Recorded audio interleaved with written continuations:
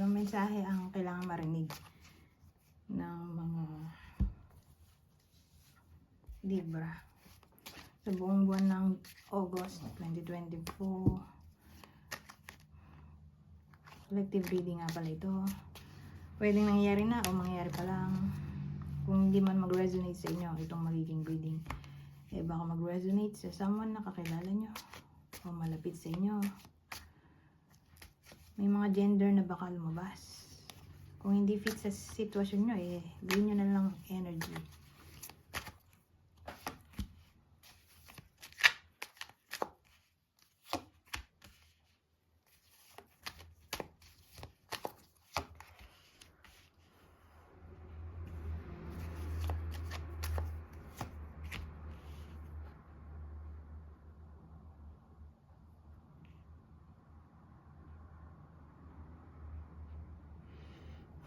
Well, sa sitwasyon na to, may someone na gusto na magpatawad.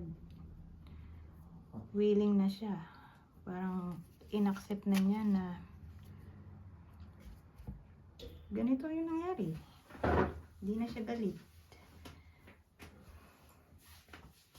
Nag-let go na siya sa sitwasyon. Nag-move on na siya sa madaling salita. So again, may someone dito na willing na makipag-ayos. Ano kayang nangyari? Yan. Ito ang nangyari.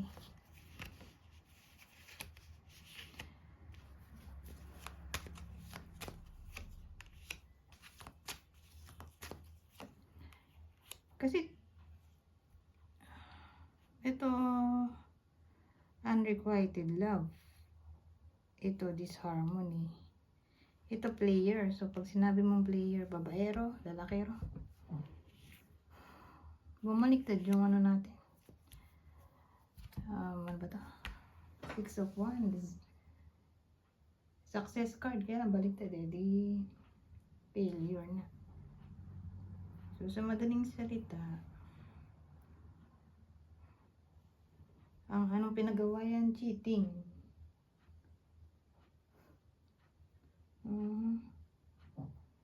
May isa sa kanila na lalakero o babaero.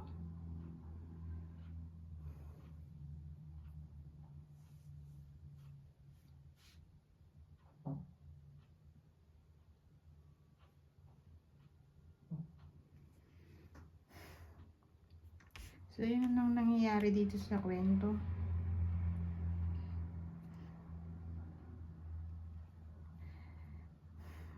Sad na kasi to eh.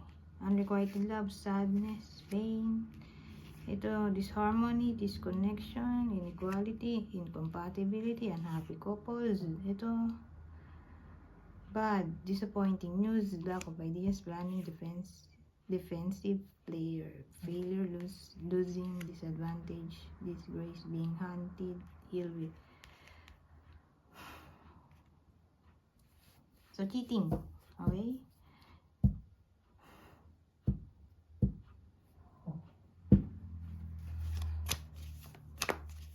Pero willing na magpatawad to. May someone na willing magpatawad kahit niloko. Ang reason naman kaya nag-cheat kasi hindi na daw compatible. Nagpe-fail na yung connection. Kasi nga sad. May sad. May isang sad. Di siya masaya sa tinakbo ng relationship kaya yun nag-cheat. So anong dadagdag natin dito? Willing na magpatawad. Cheating. Ang bilis lang reading natin, 4 minutes lang.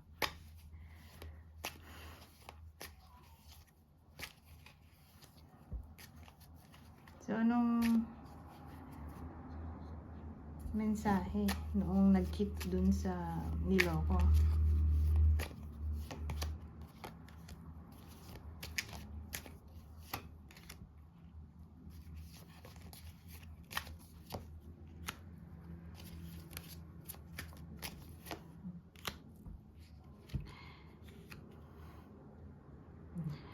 Well, nagkamali siya ng ginawa kasi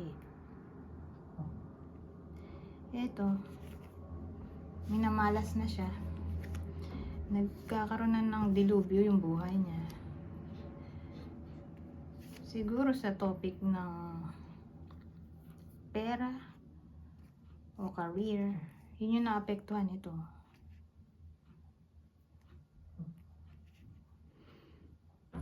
So, meron tayo dito Three of Wands.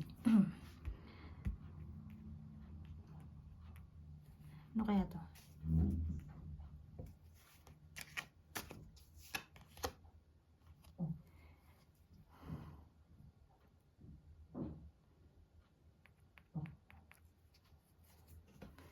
So, naghihintay siya dito.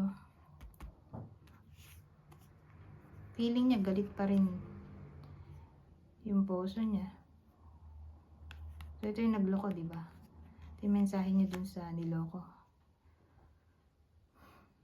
Ang hindi niya alam willing nang magpatawad yung niloko niya. Pero ang alam niya nga galit pa rin hanggang ngayon. Pero magandang dagdag dito, mahaba pa yung minutes. Mahaba pa yung time.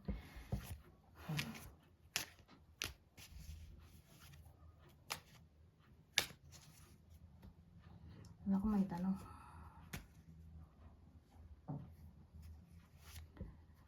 Anong mangyayari? Ano bang mangyayari? O tama ba na makipag-ayos? Tama lang naman yun. Ang ganda nga yun para wala nang negativity. So anong tatanong? Anong reward ang naghihintay sa niloko? Ngayon na willing na siya magpatawad.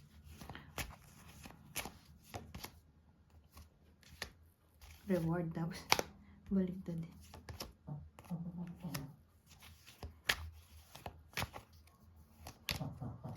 Reward daw. Baligtad.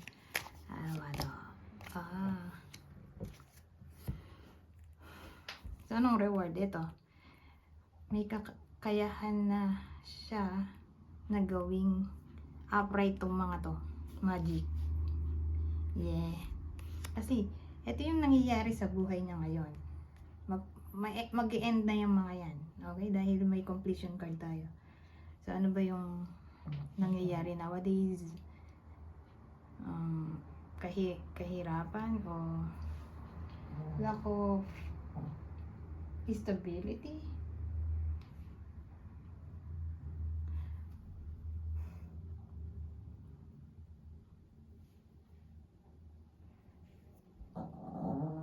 Ayan, kahirapan o lack of stability sa career. Who knows, baka ma-promote. Ito, sabihin natin wala siyang inspiration ngayon. Inspiration kasi single malamang yung niloko ngayon.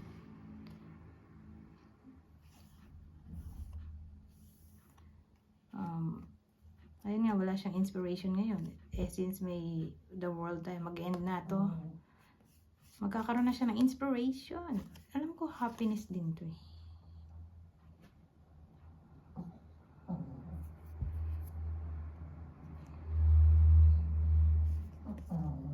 So yun, alam ko happiness din to eh.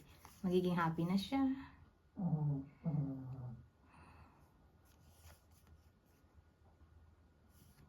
Kasi may despair eh. Hopelessness. So again, magiging happy na. Magkaka-inspiration. May wish siya na magkakatotoo. Eto. Mag-e-end na to. Itong baliktad na Nine of Cups. Na yun nga, yung mga wish niya, ito wish kasi pares to eh. Hindi nagkakatotoo nowadays, pero sa future, magkakatotoo na. May kakayahan na siyang gawing posible ang imposible.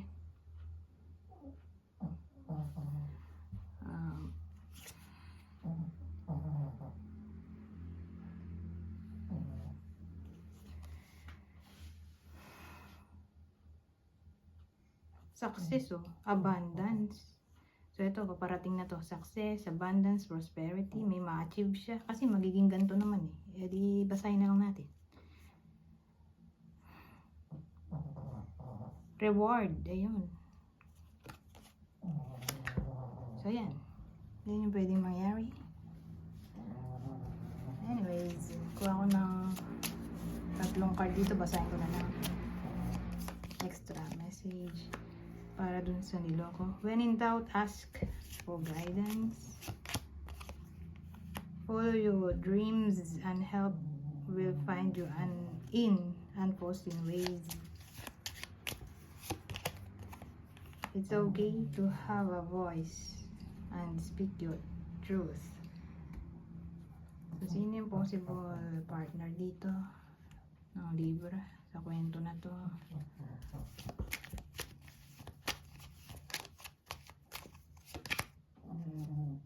Virgo. Ay, isa sa earth sign, Taurus, Virgo, Capricorn. Libra, kapwa nyo Libra. At Aquarius. So, alin man dyan ang pwedeng partner ng Libra sa kwento na to, regardless kung kayo yung nanloko o niloko. Ang lakas ng hilik ng aso ko. So, again, ito yung partner. Taurus, Virgo, Capricorn. Alin man dyan. O kapwa nyo Libra o Aquarius. Anyways, hanggang dito na lang. Goodbye. For now.